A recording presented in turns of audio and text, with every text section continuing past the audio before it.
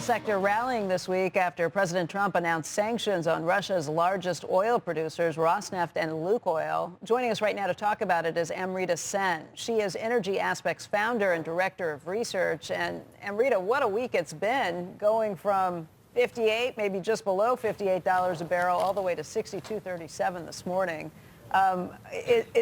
Is this more than just those sanctions? What else is happening here to push these prices higher? Look, these are the most meaningful sanctions the U.S. has announced on Russia since the war began. So that's why we've seen the jump. But I'll say this, that we are talking about volumes potentially being lost anywhere between 1.5 million barrels per day to 2.5 million barrels per day.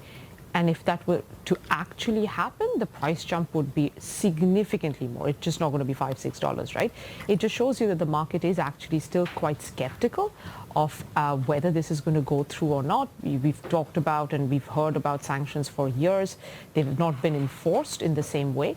But we do think this is meaningful. It's just a question of whether the U.S. is going to enforce it. And that's why, yes, we've seen a jump, but the jump doesn't actually reflect what theoretically could be lost in the market. How much would it be if we really enforced it? What did you say, Amrita?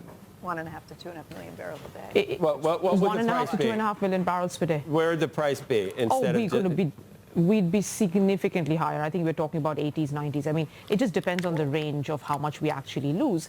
And that's why I want to say that, look, we haven't made changes to our balances either, because we do think workarounds will be found. They usually are. But it does mean for the next couple of months, you are going to see some real tightness, particularly in Asia. Then once workarounds are found, you will see this oil flow. But that's where the enforcement becomes very, very important, whether we're going to get that or not. Workarounds where the administration turns a blind eye, or workarounds that no matter how hard we try, we can't cut off the flow?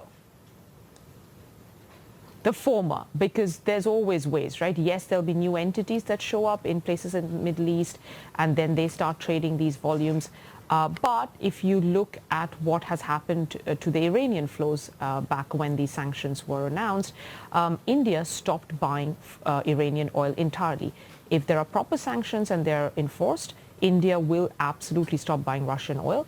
Yes, there will still be oil flowing to China, but it would still reduce Russian oil exports by at least 1 million barrels per day. And that would still mean a higher price, even if it doesn't go all the way to the $80, right?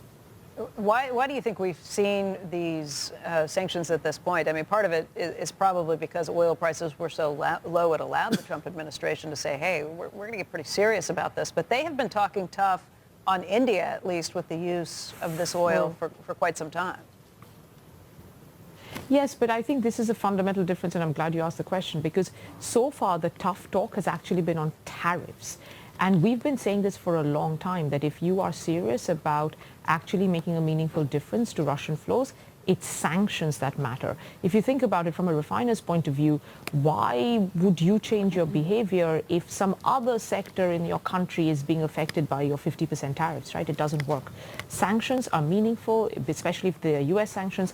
The banks get cautious, insurance companies get cautious, and you're simply not going to get the funding or even allowed to deal with it. And remember, a lot of these companies, both in China and in India, have big US presence. They do a lot of business in the U.S., so they have no incentive to circumvent sanctions. I think that's why sanctions is a far, far more important or impactful tool than tariffs are. There has been some question about whether the Europeans would go along with this and support this as well. Germany in particular is not real excited about the idea of their manufacturing base getting hit with higher energy prices. Does it matter if they support us, if America is really the key on this, and do you think we'll get their support eventually? Well, the EU did come up with the 19th package. It was very much a coordinated effect. The UK went first, and we already started to see some of the disruptions just from the UK sanctions alone. Then the US announced it, and the EU announced it very much like within a day. So yes, they have gone together despite what it would mean for Western energy prices. I mean, look, that's why the West has been tiptoeing around this issue for the last few years because it knows the cost is going to be higher energy prices. And that's why I think the market is skeptical. At the end of the day, President Trump wants low oil prices. The West is actually, it doesn't have the stomach to take high energy prices. And that's why the market doesn't believe it. If the market believed it, we would be much higher. So all of that being said, where do you expect energy prices to go from here? So I would say, look, in the next couple of days, we'll probably grind higher. I wouldn't rule out Brent kind of trading $70 again.